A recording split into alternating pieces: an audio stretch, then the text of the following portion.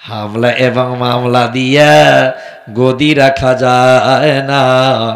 গণদুশমন হাসিনাকে এই বাংলাদেশের মানুষ চায় না, চায় নাকি? যেমন ওরা চায় না আগামী দিনে যারা বিরোধিতা করবে ইসলামের, ইসলামী সমাজ ব্যবস্থার বিরোধিতা করবে, ও বেটা বেটিদেরও আমরা চাই না। ওদের আমরা চাই, ওদের আমরা মন থেকে ভালোবাসি না, ঘৃণা করি। কার ধোকায় পড়ে এখনো পরিপূর্ণ দিনে আপনি ঢুকলেন না?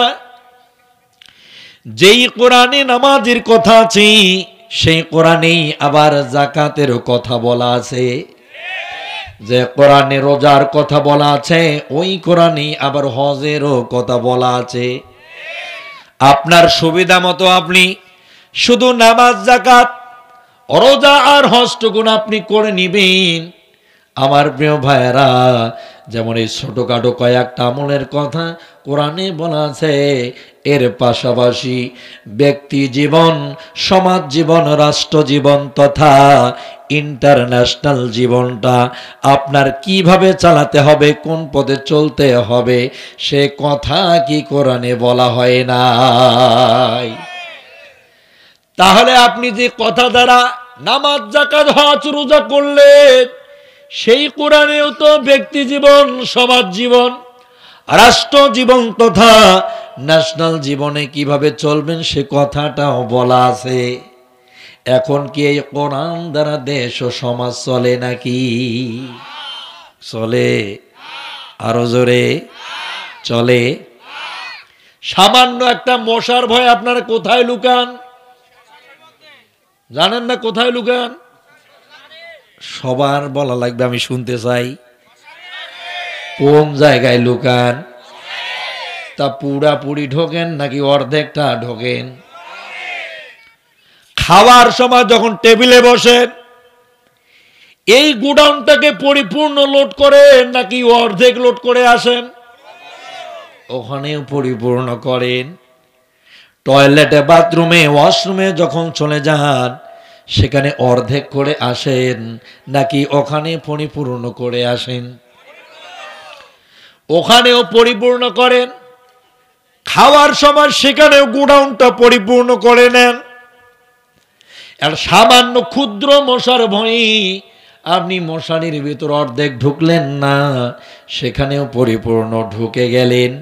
সব জায়গায় পরিপূর্ণভাবে মেনে চলেন, শুধু পরিপূর্ণ মানেন না আল্লাহর কোরআন। এই কোরআন দ্বারা নামাজ পড়তে বললে কয় খুব ভালোই তো, ঠিক আছে। যাকাতের কথা বললে না, দারুণ জিনিস তো কোরআন। হজের কথা বললে বলে না, আমি তো এখন বেগুনাহগার মাসুম হয়ে যাব, খুব ভালো জিনিস এটা। রোজার কথা বললে ওরে বাপ রে বাবা, আমার তাকওয়া বৃদ্ধি পাবে, এ তো করা জরুরি, খুব মজা লাগে। যখন এই কোরআন দ্বারা সমাজ ও রাষ্ট্র গঠন করতে বলা হয় তখন আপনারা বলেন কোরআনে রাজনীতি নাই। বাংলাদেশে বয়োজ্যেষ্ঠ মুরব্বী নেতা চুল্লম সবগুলো পাইকা গেছে, সাদা হয়ে গেছে। নামের শুরুতে লেখে মোহাম্মদ, মাঝখানে আছে বল্টু, শেষে আছে ইসলাম। আমি মোহাম্মদ বল্টু ইসলাম। নামের শুরু দেখলে বোঝা যায় ও মোহাম্মদের উম্মত, শেষের ইসলাম দেখলে বোঝা যায় সে ইসলামের লোক। অথচ মুসলমান হওয়ার পরেও বলে কোরআনে রাজনীতি নাই। এর মতো মূর্খ আর কে হতে পারে? কথা বলে না কেন?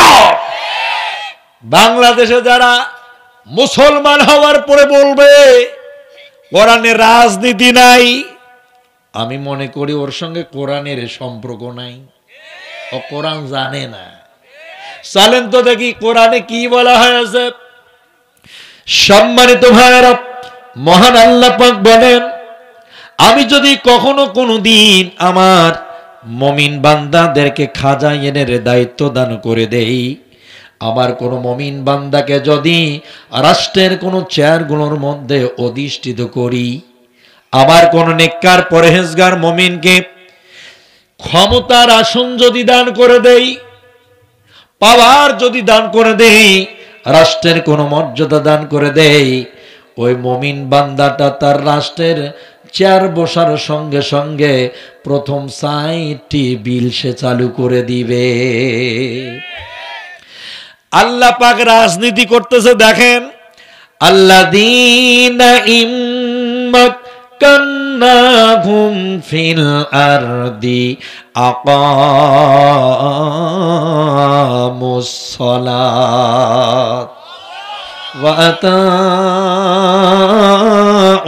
যাকাত ওয়া আমারু বিল মা'রুফ ওয়া নাহাউ আনিল মুনকার ওয়ালিল্লাহি আকিবাতুল উমুর। কান খুলে শুনুন পৃথিবীবাসী, মহান আল্লাহ পাক রাজনীতি করতেছে। আল্লাহ পাক বলে দিলেন, ও নবী তুমি মুমিনদের বলে দাও, তারা যদি পরহেজগার মুমিন আর মুত্তাকি যদি হয়ে থাকে, তারা যদি আসলে কোন ক্ষমতার চেয়ার পেয়ে যায়, প্রথম যে বিলটা পাশ করবে সেটা হলো নামাজকে রাষ্ট্রীয়ভাবে মর্যাদা দেওয়া। তা বাংলাদেশে কি নামাজ চালু ছিল? কথা কয় না। আপনারা কি বোবানা কথা বলতে পারেন? কথা বলতে পারেন? কথা বলছেন না কেন? বাংলাদেশে কি কোনোদিন নামাজ চালু ছিল রাষ্ট্রীয়ভাবে? এখন কি চালু আছে?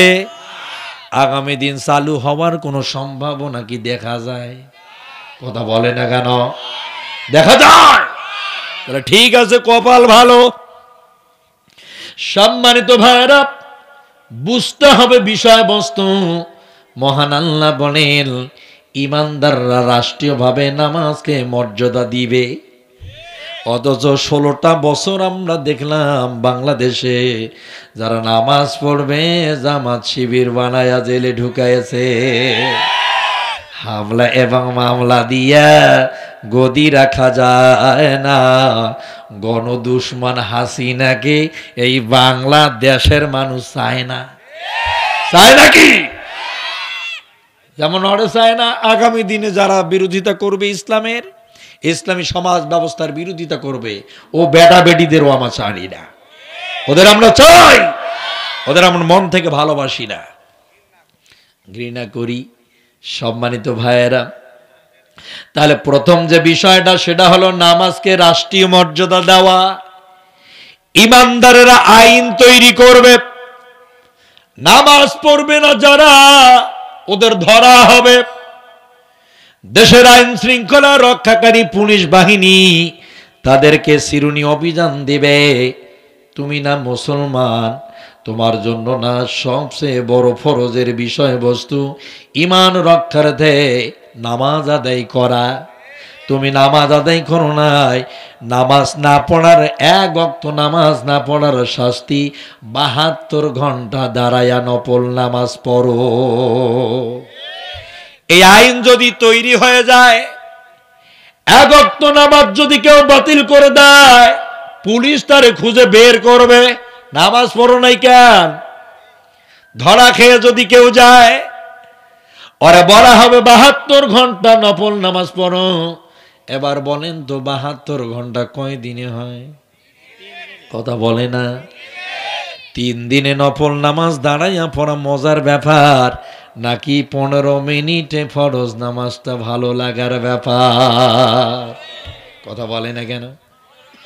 আইন যদি তৈরি হয়ে যায় সমাজে, দেশে, রাষ্ট্রে যদি এভাবে আইন তৈরি হয়ে যায়, বাধ্যতামূলক নামাজ আদায় করতে হবে যদি তুমি মুসলমান হয়ে থাকো।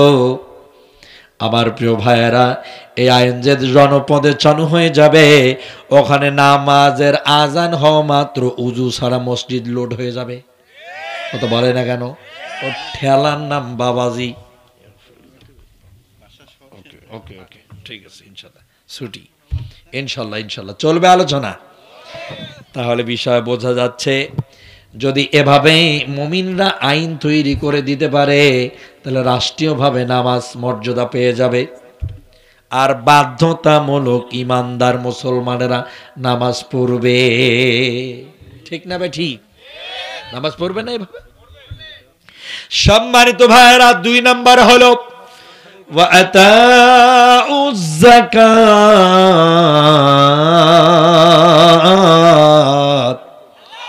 মহান আল্লাহ পাক বলেন, ইমানদারেরা রাষ্ট্রীয়ভাবে তারা ব্যাংকিং ভাবে তারা যাকাতের নিয়ম সিস্টেম চালু করে দিবে। এখন বর্তমান বাংলাদেশ ব্যাংকে কি যাকাত ভিত্তিক অর্থনীতি আছে? কি আছে তাহলে? কথা বলে না কেন? কি আছে? সুদ খাওয়া সুন্নত, নফল, মুস্তাহাব, ফরজে আইন, ফরজে কিফায়া। তাহলে কি এটা? আমার প্রিয় ভাইরা, কৃষি ব্যাংকে কি যাকাত আছে? জনতা ব্যাংকে কি আছে? রূপালী ব্যাংকে আছে? ডাচ বাংলা ব্যাংকে আছে? তাহলে আছে এটা কোন ব্যাংকে?